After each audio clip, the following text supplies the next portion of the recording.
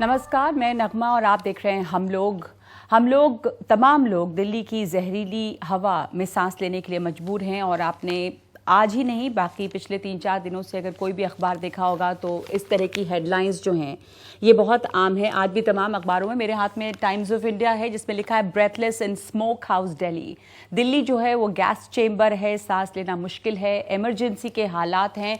बल्कि यहाँ तक कहा गया हम लोगों को समझाने के लिए कि जिस तरह का प्रदूषण है, तमाम बच्चों के जो फेफड़े यहाँ पर हैं वो उस तरह के हो गए हैं जैसे कि किसी स्मोकर के होते हैं, सिगरेट पीने वाले के। और जो धुआं है जिसको अब पहले स्मॉग कह रहे थे, अब उसको स्मोक हेज कह रहा है वेट डिपार्टमेंट। ये इतना ख़तरनाक हो गया है कि जो डेंजरस लेवल होता है चार्ट में उससे कहीं ऊपर है। बावजूद इसके हम यहाँ हैं, कोई इमरजेंसी मेजर ली नहीं गई है, लोग बीमार पड़ रहे हैं और आप बाहर निकल जाएं सड़कों पर तो वही हालत है कि नज़र नहीं आ रहा। अब ये प्रदूषण जो है वो आपको नज़र आ रहा है, लग रहा है कि आप सांस ले नहीं सकते क्योंकि इतनी ज़्यादा धुंध है, गंदगी की धुंध। और कुछ स्कूल्स हैं जो बंद कर दिए गए हैं इसलिए कि बच्चों को खास करके सुबह के वक्त बाहर निकालना जब तापमान कम होता है, प्रदूषण बहुत ज़्यादा होता है। जो बुज़ुर्ग हैं उनको सबसे ज़्यादा ख़तरा है, बच्चों को सबसे ज़्यादा ख़तरा है। हम लोग, सबसे ख़तरनाक बात यह है कि इसके आदी होते जा रहे हैं और ये दिन अब दूर नहीं लगता जब आप मास्क तो लगा के लोग घूम ही रहे हैं, अपने अपने ऑक्सीजन सिलेंडर्स लेके चलेंगे क्योंकि सांस नहीं ले पा रहे हैं। तो बड़ा ख़तरनाक है, वाकई ख़तरनाक है, डरने का वक्त है क्योंकि अगर ऐसा ही चला तो ये रहने लायक जगह रहेगी नहीं, अभी भी नहीं है।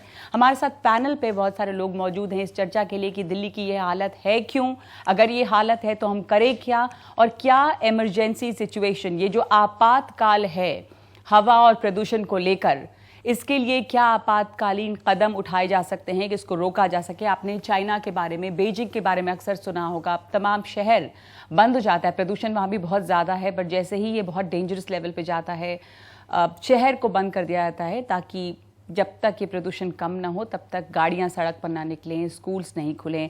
मेरे साथ यहाँ पैनल पे मौजूद हैं जयधर गुप्ता जो CEO हैं निर्वाणा बीइंग के, जिन्होंने उसी कंपनी ने वॉग मास्क बनाया है। वॉग मास्क का एक मास्क अभी भी पहने हुए हैं यहाँ पर जयधर, और बाज़ारों में जहाँ जहाँ ये अवेलेबल है मैंने देखा है कि वहाँ पर कतार लगी हुई है लोगों की।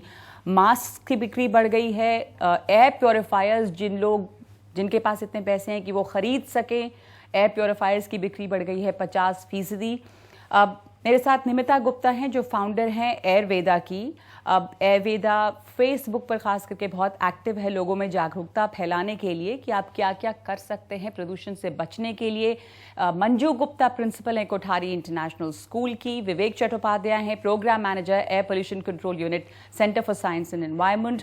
Rommel Tikku consultant internal medicine Max Health Care. हमारे साथ सौरभ भारद्वाज हैं आम आदमी पार्टी के नेता, और हमारे साथ ज्योति वाड्रा भी जुड़ रही हैं। ज्योति जो है वो फाउंडर है मदर्स अगेंस्ट पोल्यूशन, क्योंकि बहुत सारे ऐसे भी सिटीजन ग्रुप अब बन रहे हैं जो सामने आ रहे हैं, आगे आ रहे हैं कि लोग कैसे इस पोल्यूशन से जूझें। जयधर, आपने जो ये मास्क कभी भी लगा के रखा है, यहाँ पर भी हवा, आपके पास तो वो मेजरमेंट करने वाला भी होता है कि कितनी ख़राब हवा यहाँ पर है। हाँ, तो यहाँ स्टूडियो की हवा सबसे पहले तो बता दीजिए कि कैसी है। मास्क लगाने की ज़रूरत यहाँ पे भी है, हम सब तो बिना मास्क के हैं यहाँ पे। देखिए, अंदर की हवा बाहर की हवा से बदतर है, और आज जो बाहर की हवा है अगर आप उसमें सांस ले रहे हैं तो 40 से 45 सिगरेट आप खाली सांस लेके फूंक रहे हैं, और अंदर तो उससे ज़्यादा होगा। घरों के अंदर उससे भी ज़्यादा है। सुबह से अभी जंतर मंतर पे था, मेरे को ऑलरेडी वीजिंग हो रहा है सांस लेते हुए।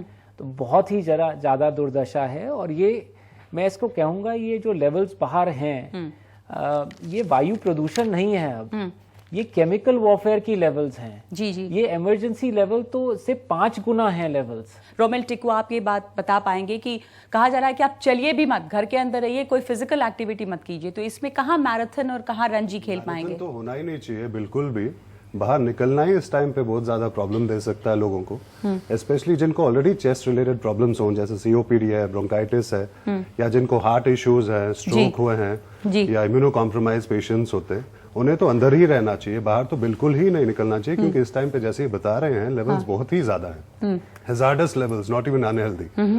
तो अंदर ही रहना चाहिए बुजुर्ग और बच्चों को, स्पेशली 5 साल से कम उम्र के बच्चे and 65 and above, they have to be really, क्योंकि बहुत सारे स्कूल्स ने भी अपनी स्पोर्ट्स एक्टिविटीज जो होनी थी उसको कैंसिल कर दिया, रीशेड्यूल किया है। तो आप टैगोर माफ कीजिएगा, आपका कोठारी इंटरनेशनल स्कूल जो है वो आप लोगों ने कोई फैसला लिया है बंद करने का?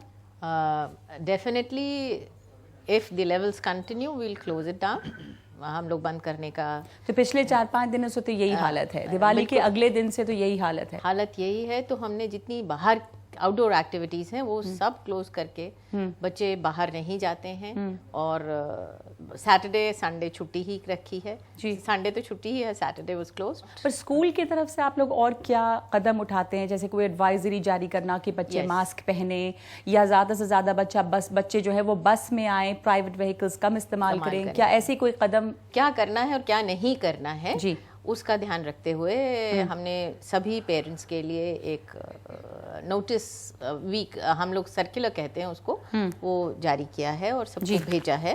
और उस जाहिरात से मुझे ज़रूर ये फीडबैक मिला कि जिनको नहीं मालूम था, जैसे अभी ये कह रहे हैं कि मैराथन की भी बात हो रही है, तो मुझे लगता है आधी समस्या तो हमारे देश में अज्ञान की है। सौरभ, क्योंकि कैंपेन काफी हुआ, दिवाली के पहले भी हुआ कैंपेन, करीब मिड सितंबर से एफएम पे हमारे मिनिस्टर कैंपेन चला रहे हैं, लगभग आता रहता है उनका। बट उस वक्त पोल्यूशन के साथ साथ ज्यादातर दिवाली उसका फोकस था कि दिवाली पे कम से कम क्रैकर्स जलाए जाएं। इनफैक्ट आपको मालूम होगा पिछले साल सुप्रीम कोर्ट में भी एक रेट आई थी कि क्रैकर्स को बैन कर दिया जाए, हालांकि कोर्ट ने उसको नहीं माना है। और मुझे लगता है कि जहां तक स्कूल्स का सवाल है, इस वक्त जब हमारी रिकॉर्डिंग चल रही है तो कैबिनेट मीटिंग हो रही है और हो सकता है कि स्कूल्स के ऊपर कंस्ट्रक्शन एक्टिविटी के ऊपर एक बड़ा फैसला है। मुख्यमंत्री ने अभी ट्वीट किया है, जैसा मुझे पता चल रहा है कि 3 दिन तक स्कूल बंद रहेंगे। 25% प्रदूषण की आप बात करें जो क्रॉप्स जलने से, वो 25% है। मैं वो मानूंगा। 60% जो है वो ट्रक्स के जरिए होता है, जो कि डीजल में केरोसिन मिलाकर इस्तेमाल करते हैं। मैं आपकी बिल्कुल बात मानूंगा जी, मगर ये बात मुझे लगता है साधारणतः सभी लोग मान लेंगे। 5-6-7 दिन से जो ये पूरा का पूरा धुआं धुंधपन जो आ रहा है, ये इस वक्त जो आया है और सैटेलाइट इमेजेस से भी उसको पता चल रहा है कि ये क्रॉप्स जो बर्न करी जा रही हैं उसका भी एक मेजर इसके अंदर योगदान है। दिल्ली गवर्नमेंट दोनों गवर्नमेंट से, पंजाब गवर्नमेंट से, हरियाणा गवर्नमेंट से बात कर रही है, मगर सैटेलाइट इमेजेस से ये पता चला है कि बर्निंग के अंदर कोई कमी नहीं आई है। हाँ। मुझे लगता है कॉम्प्रिहेंसिवली तीनों चारों गवर्नमेंट्स को मिलकर, पर जब ऐसे आपातकालीन हालत होती है तो क्या इतनी कॉम्प्रिहेंसिव प्लानिंग का वक्त है? इमीडिएट मेजर्स, आपातकाल मेजर्स अब क्या ले सकते हैं? कल मुख्यमंत्री, देखिए हमारी वहां पे गवर्नमेंट तो है नहीं कि हम वो जाके वहां पे वो वहां नहीं, पर शहर के अंदर और क्या कदम उठाया जा सकता है? और कदम ये उठाए जा रहे हैं कि वाटर स्प्रिंकलर्स आज से काम करने शुरू करेंगे ताकि जो डस्ट का जो पार्टिकुलेट मैटर है, जो वेहिकुलर है, उसको नीचे दबाया जा सके। जितनी भी एमसीडी की गार्बेज की साइट्स हैं जहां पे अभी भी कूड़ा जल रहा है, वहां पे पिछले 2 दिन से गवर्नमेंट ऑफ दिल्ली काम कर रही है ताकि उस आग को बुझाया जा सके और वहां की स्मोक को कर्ब किया जा सके। पिछले साल जब ये हुआ था और ऑड इवन तो भी कहा गया था कि अब झाड़ू नहीं लगेंगे सड़कों पे और वैक्यूम क्लीनर्स, तो वैक्यूम क्लीनर्स तो हमें अभी भी दिखाई नहीं देते हैं कहीं भी। मैं आपको बताता हूँ, बिल्कुल वो बात ठीक है। वैक्यूम क्लीनर्स का जो हमारा एक्सपेरिमेंट था वो इतना सक्सेसफुल नहीं हुआ बिकॉज रोड्स की क्वालिटी जो है ऐसी नहीं है जैसे यूरोप वगैरह के देशों के अंदर होती है और वैक्यूम क्लीनर्स वहां पे सक्सेसफुल होते हैं, वो हमारा इतना सक्सेसफुल नहीं हुआ। मैं विवेक आपसे भी जानना चाहती हूँ, पर जयदर का कमेंट ले लूं कि ये दिल्ली का प्रदूषण पॉलिटिक्स ज्यादा है कि क्या है, क्योंकि ये हमेशा उसी में उलझा जाता है। एलजी साहब काम नहीं करने देते, सेंटर काम नहीं करने देता, पर लोग जो हैं वो वीज कर रहे हैं, अस्पताल जा रहे हैं, प्रॉब्लम हो रही है। जयदर आप कुछ पहले बोलना चाहता हूं सौरभ जी को कि मैंने आपकी पार्टी के लिए वोट किया था, तो मैं कोई बीजेपी या हरियाणा का वोटर नहीं हूं। मैं आपकी आम आदमी पार्टी का दिल्ली का रेजिडेंट वोटर हूं।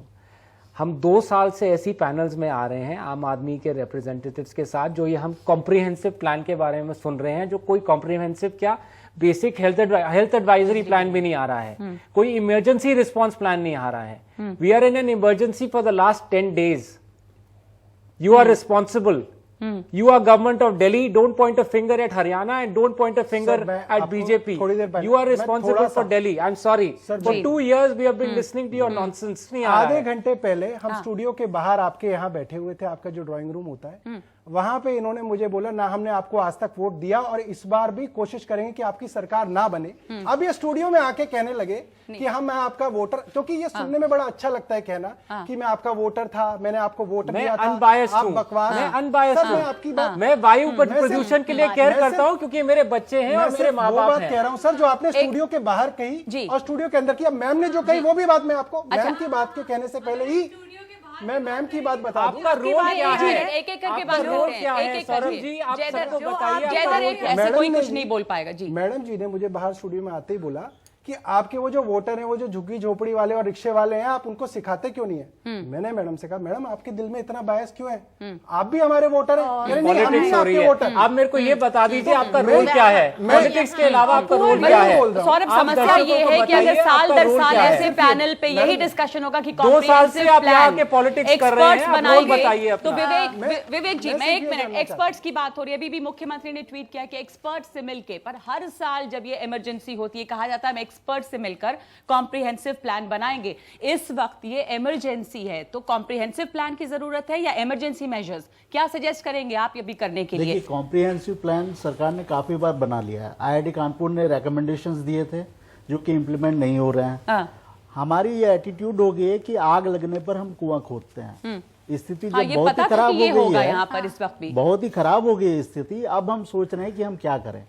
इस बात से बहुत शर्म आती है कि दिल्ली देश का सबसे अमीर शहर है, 5000 बसें नहीं खरीद पा रहा है, जो कि लाखों कारें खरीदता है, फ्लाईओवर्स में करोड़ों रुपए लगा रहा है, 5500 बसें नहीं खरीद पा रहा है। ये शर्मनाक बात है। और हर बार ये होता है कि लॉन्ग टर्म प्लान की बात होती है। जो सिचुएशन अभी है पिछले 10 दिनों से और दिवाली के बाद से, वो उसको 10 महीने के इलेक्शन के चलते पहले से पता था, वो पहले से पता था कि होगा। इलेक्शन से है वो। फार्मर्स को जो इंसेंटिव देने की बात थी कि फार्मर्स खेत न जलाएं, वो क्यों नहीं दिया गया?